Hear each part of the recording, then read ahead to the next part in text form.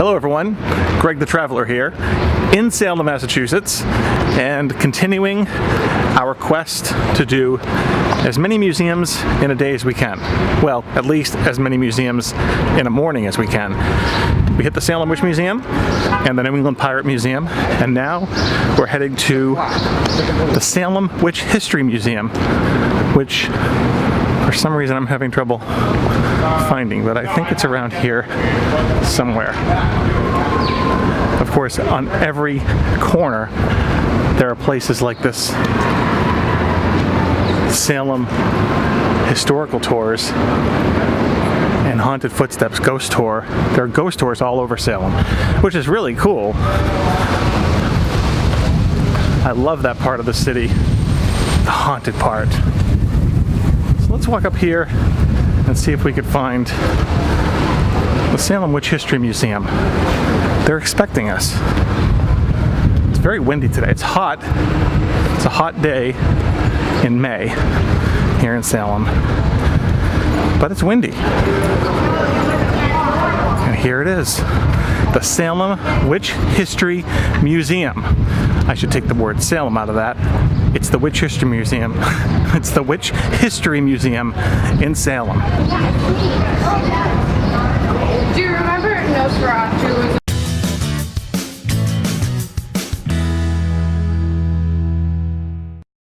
Alright, now I've seen this guy before. I was in Salem on Halloween. Actually, there was the day before Halloween. Halloween was a little bit too crazy, but the day before was good. And this wizard, you can actually put an iPhone right in his hand, and it looks like he's taking a wizard selfie.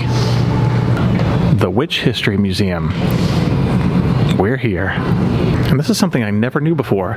These are witch balls that you hang in your window. It says that their purpose is to ward off evil spirits, ghosts, goblins, and of course to catch witches. I don't know why you would want to catch a witch. It says, by nature, witches are curious creatures and are attracted to the sparkling bubbles and shining strands of colored glass. Witches enter the glass balls to investigate, only to be trapped internally for eternity. That is pretty spooky. Of course, I love that in every museum in Salem, you come out just like coming off of an attraction at Disneyland or Walt Disney World, and you'll come right into a gift shop, which is perfect. That's how these guys stay in business. Some of the things you wouldn't necessarily think you'd find in a witch museum, like these little beanie babies, these little Thai beanie baby bears, and these fedoras. I don't know if I'd see any witch wearing those. That is more like something you would see at a Witch History Museum gift shop. Of course, there are books on history and witch decor. You can put this on your table. Now I'm filming this kind of in reverse. The gift shop part is first, but as we wait for our tour to begin, we have all these polished rocks, and no Witch History Museum gift shop would be complete without fortune-telling playing cards and tarot cards. These always kind of freak me out a little bit.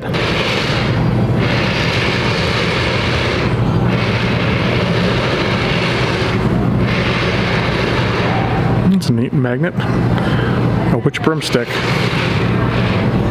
This is kind of cool. The first room you come into is some sort of a church with all these pews and these historical photos on the wall. The Rebecca Nurse Homestead, of course. We're going to be going there to do a vlog over there. The Howard Street Burying Ground. Gallows Hill, where 19 accused were hanged. And inside this church room, looks like a replica of a 17th century home.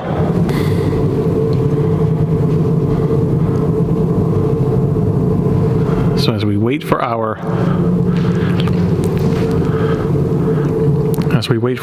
tour to begin, our private tour,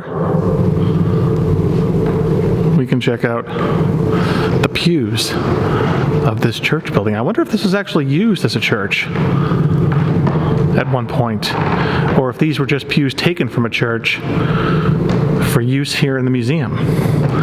I guess I'll have to find that out.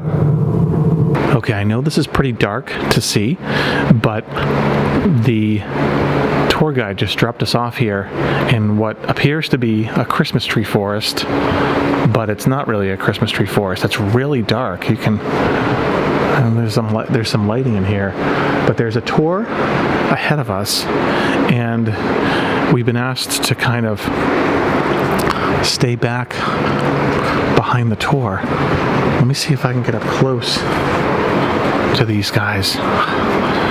It's really dark in here, but you can get a sense that it's a very creepy, spooky kind of tour.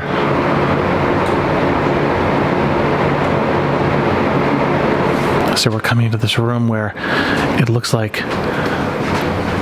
they're displaying some of the afflicted children in their home. I see some old pottery on the wall.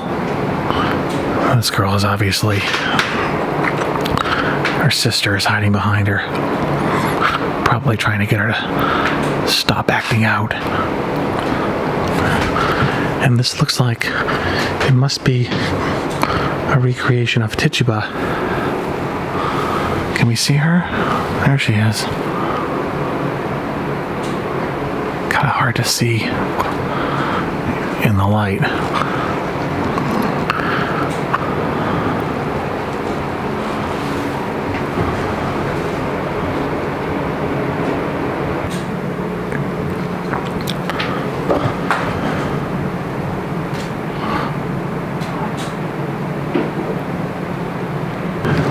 In this room, looks like you have some Puritan settlers and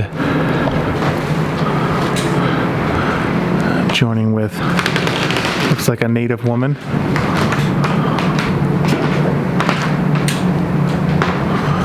And a woman holding her child. And this is surprising, although it's quite simple. You actually have an audio-animatronic Puritan woman moving her hand up and down. That's actually kind of cool. Very simple, but very cool. And creepy. Now in this museum there is, I believe, a live actor component that they've asked me not to show. They've got to leave something for the tourists. Can't give it all away. I'm filming this because it's lit a little bit better.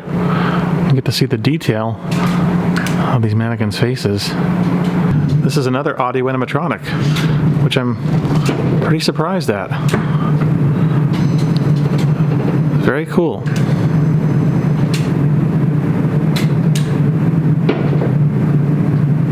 As we walk down the hallway, we're trying to stay behind the official tour. You can get a peek inside what appears to be a church scene that looks like Tituba again. Looks like she's holding some sort of a doll. Could that be a voodoo doll? Everywhere you turn, the floor is really creaky and creepy.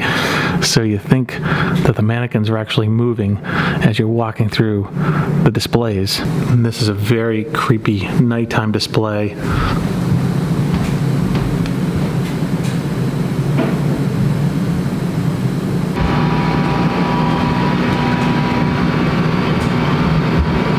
Look at how creepy his eyes are. I love that lantern effect.